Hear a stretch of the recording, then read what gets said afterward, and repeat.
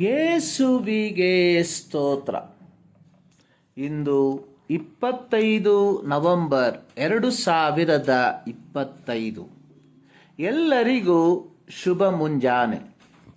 ಈ ದಿನದ ಧ್ಯಾನ ಭಾಗ ಪೇತ್ರನು ಬರೆದ ಮೊದಲನೆಯ ಪತ್ರಿಕೆ 4ನೇ ಅಧ್ಯಾಯದ 13ನೇ ವಾಕ್ಯ. ಆದರೆ ನೀವು ಎಷ್ಟರ ಮಟ್ಟಿಗೂ ಕ್ರಿಸ್ತನ ಬಾಧೆಗಳಲ್ಲಿ ಪಾಲುಗಾರರಾಗಿದ್ದೀರೋ ಅಷ್ಟರ ಮಟ್ಟಿಗೆ ಸಂತೋಷ ಉಳ್ಳವರಾಗಿರ್ರಿ. ಆತನ ಮಹಿಮೆಯ ಪ್ರತ್ಯಕ್ಷತೆಯಲ್ಲಿಯೂ ನೀವು ಸಂತೋಷಪಟ್ಟು ಉಲ್ಲಾಸಗೊಳ್ಳುವಿರಿ. ರೋಮಾಪುರದವರಿಗೆ ಬರೆದ ಪತ್ರಿಕೆ 8ನೇ ಅಧ್ಯಾಯದ 18ನೇ ವಾಕ್ಯದಲ್ಲಿ ಪೌಲನು ಬರೆದಿರುವಂಥದ್ದು, ನಮಗೋಸ್ಕರ ಮುಂದಿನ ಕಾಲದಲ್ಲಿ ಪ್ರತ್ಯಕ್ಷವಾಗುವ ಮಹಿಮಾ ಪದವಿಯನ್ನು ಆಲೋಚಿಸಿ ಈಗಿನ ಕಾಲದ ಕಷ್ಟಗಳು ಅಲ್ಪವೇ ಸರಿ ಎಂದು ಎಣಿಸುತ್ತೇನೆ. 1 ಕೊರಿಂಥ 4ನೇ ಅಧ್ಯಾಯದ 17ನೇ ವಾಕ್ಯದಲ್ಲಿ ಪೌಲನು ತಿರುಗಿ ಹೇಳಿರುವಂಥದ್ದು, ಕ್ಷಣ ಮಾತ್ರವಿರುವ ನಮ್ಮ ಹಗುರವಾದ ಸಂಕಟವು ಅತ್ಯಂತಾಧಿಕವಾದ ಪ್ರತಿಫಲವನ್ನು ಉಂಟು ಮಾಡಿ ನಮಗೆ ನಿರಂತರವಾಗಿರುವ ಗೌರವವಾದ ಪ್ರಭಾವವನ್ನು ದೊರಕಿಸುತ್ತದೆ. 2 ಕೊರಿಂಥ 11ನೇ ಅಧ್ಯಾಯದ 23ರಿಂದ 29 ವಾಕ್ಯಗಳಲ್ಲಿ ಪೌಲನು ಸುವಾರ್ತೆಯ ನಿಮಿತ್ತವಾಗಿ ಅನುಭವಿಸಿದ ಪೀಡನೆಗಳ ಪಟ್ಟಿಯನ್ನು ವಿವರಿಸುವಂತವನಾಗಿದ್ದಾನೆ. ಹೆಚ್ಚಾಗಿ ಸೆರೆಮನೆಯೊಳಗೆ ಬಿದ್ದವನಾಗಿದ್ದನು. AD 57ರಿಂದ 60ರ ಕಾಲಘಟ್ಟದವರೆಗೆ ಕೈಸರದ ಸೆರೆಮನೆಯಲ್ಲಿ, AD 60ರಿಂದ 63ರ ತನಕ ರೋಮ್ನಲ್ಲಿ ಗೃಹಬಂಧನದಲ್ಲಿ, ನಂತರದ ಅವಧಿಯ ಸೆರೆವಾಸವು AD 67ರಲ್ಲಿ ತಲೆ ಕೊಯ್ಯಿಸಿಕೊಂಡು ರಕ್ತಸಾಕ್ಷಿ ಮರಣದೊಂದಿಗೆ ಮುಕ್ತಾಯಗೊಂಡಿತು. 2 ಹೆಚ್ಚಾಗಿ ಪೆಟ್ಟು ತಿಂದವನು, 5 ಸಾರಿ ಯಹೂದ್ಯರಿಂದ 39 ಪೆಟ್ಟುಗಳನ್ನು ತಿಂದವನು, ಒಟ್ಟು 195 ಪೆಟ್ಟುಗಳು. 3 ಸಾರಿ ರೋಮನ್ ಅಧಿಕಾರಿಗಳಿಂದ ಚಡಿಯೇಟನ್ನು ಅನುಭವಿಸಿದನು. 1 ಸಾರಿ ಜನರು ಕೊಲ್ಲುವುದಕ್ಕೆ ಕಲ್ಲೆಸೆದರು.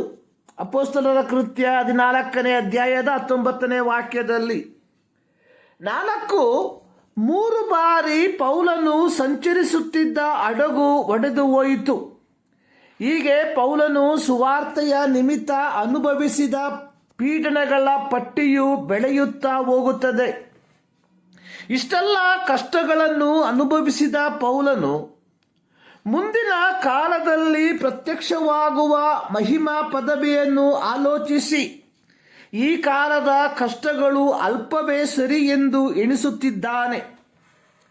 2 ತಿಮೋತಿ 4ನೇ ಅಧ್ಯಾಯದ 8ನೇ ವಾಕ್ಯದಲ್ಲಿ ಪೌಲನು ಹೇಳಿರುವಂಥದ್ದು, ನೀತಿವಂತರಿಗೆ ದೊರಕುವ ಜಯಮಾಲೆಯು ಮುಂದೆ ನನಗೆ ಸಿದ್ಧವಾಗಿದೆ.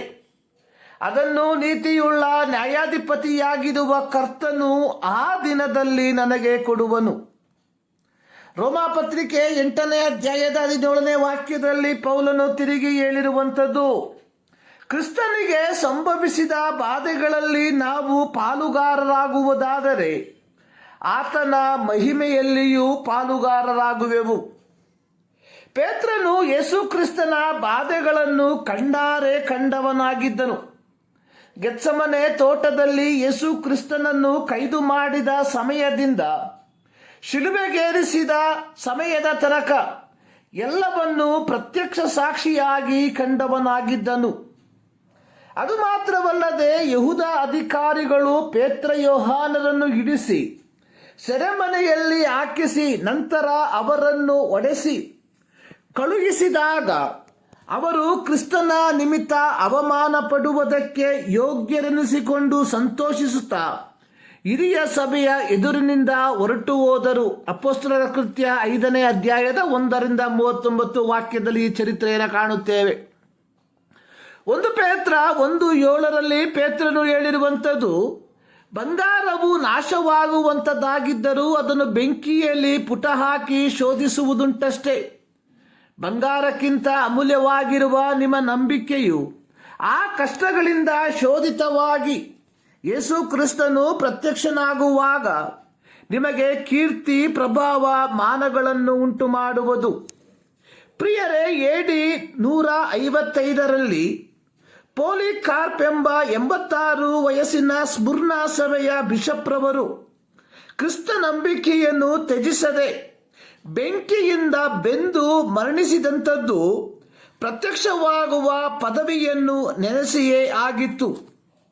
ಪ್ರೀತಿಯ ದೇವಜನರೇ, ನಮಗಾಗಿ ಸಿದ್ಧವಾಗಿರುವ ಆ ಮಹಿಮೆಯ ಪ್ರತ್ಯಕ್ಷತೆಗಾಗಿ ನಾವು ಸಿದ್ಧತೆಯುಳ್ಳವರಾಗಿ ಜೀವಿಸುತ್ತಿದ್ದೇವ.